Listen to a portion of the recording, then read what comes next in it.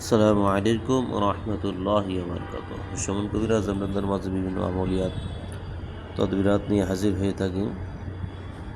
আজকে একটি আমল দেখাবো বশীকরণের, খুবই কার্যকরী একটি আমল। এই আমলটি দিয়ে আপনারা কেউ অন্যায় কাজে ব্যবহার করবেন না, সেজন্য আমার এজাজত নেই।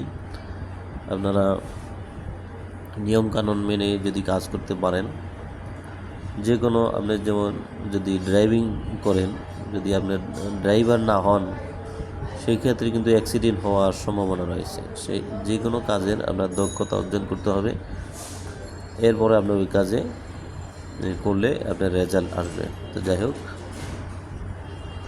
কাজের নিয়ম কানুনগুলো বলে দেব। ভিডিওটি সুন্দরভাবে মনোযোগ সহকারে দেখতে থাকুন। যদি আপনি মনোযোগ সহকারে দেখেন, নিয়মকানুন তা বুঝতে পারেন, তাহলে হচ্ছে আপনি বুঝে কাজ করতে পারবেন। আপনি যদি না বুঝেন তাহলে কাজ করতে পারবেন না। তো সুমন কবিরাজ নামে অনেকগুলো আইডি রয়েছে। তো এই নাম্বার সার্চ দিলে তখন যে আইডিটা চলে আসবে, মূলত ওইটা হচ্ছে আমার আইডি। এই নাম্বারে হোয়াটসঅ্যাপ রয়েছে, পার্সোনাল নাম্বারে কল দিতে পারবেন ব্যক্তিগত কাজের জন্য। তো কথায় নয়, আমি আপনাদেরকে মূলত কাজটা শিখিয়ে দেবো, কীভাবে কাজগুলো করবেন। একটু মনোযোগ দিয়ে দেখুন। প্রথমে আউযুবিল্লাহ বিসমিল্লাহ পড়বেন, বিসমিল্লাহির রহমানির রহিম। এরপরে রয়েছে ইন্নাহু মিন সুলাইমান ওয়া ইন্নাহু বিসমিল্লাহির রহমানির রহিম।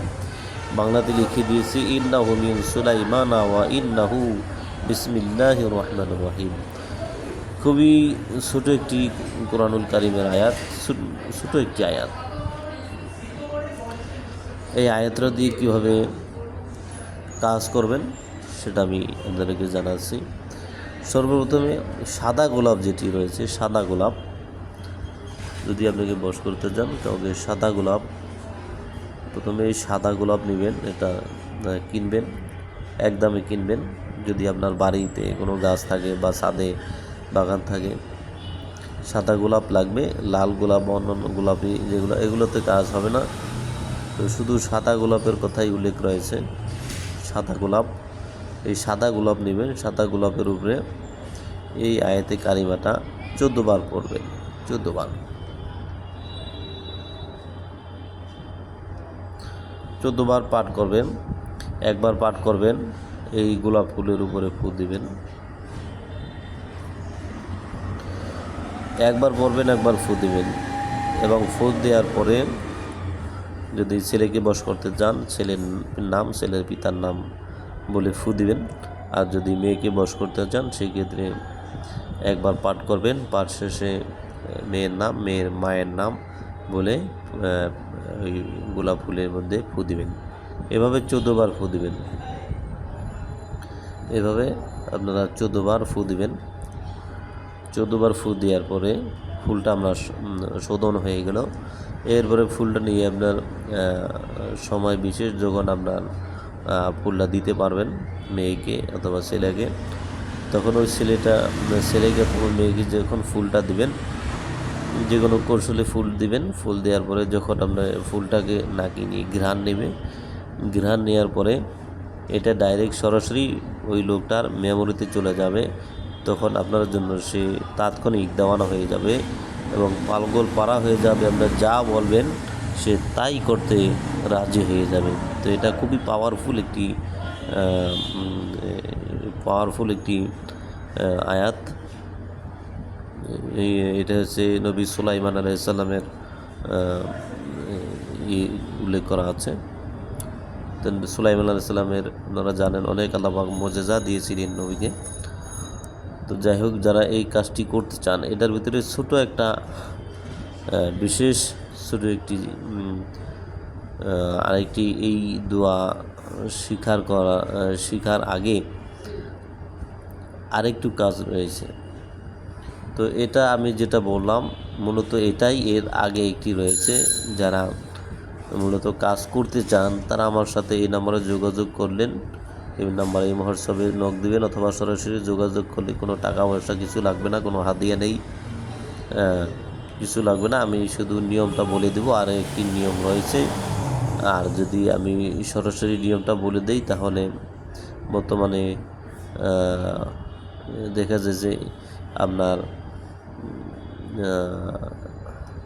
যেটা নিয়মের ভিতরে নয়, আপনার খারাপ কোনো উদ্দেশ্যে কোনো ছেলে কোনো মেয়েকে এই কাজটা করতে পারবে, তখন আমি আমার চ্যানেল দায়ী থাকবে না। এই কাজটা অনেকেই করতে পারে, যার কারণে যারা করবেন আমার কাছ থেকে একটু ইজাজত নেবেন যে আমি কাজটা করতে চাই, আমি নিয়মকানুনটা বলে দিব। মোটামুটি যা আছে এগুলো বলে দিয়েছি, শুধু একটু আমি হাতে রেখেছি।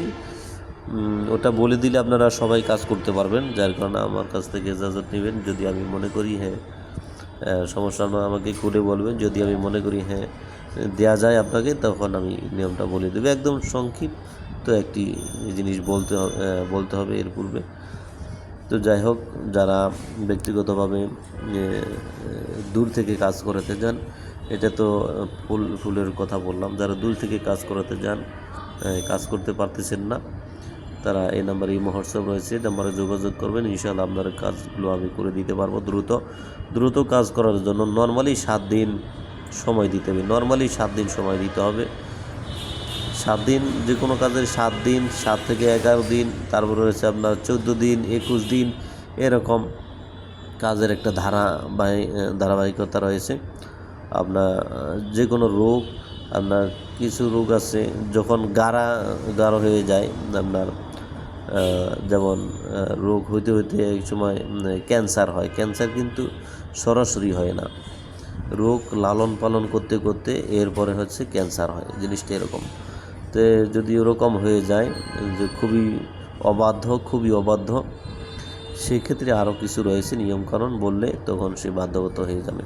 তো সবাই ভালো থাকবেন, চ্যানেলটা সাবস্ক্রাইব করে দিয়ে নোটিফিকেশনে লাইক দিয়ে দিবেন, লাইক শেয়ার করবেন। তো আমার জন্য দোয়া করবেন। সবাই ভালো থাকবেন। আসসালামু আলাইকুম রহমতুল্লাহি ওয়া বারাকাতুহু।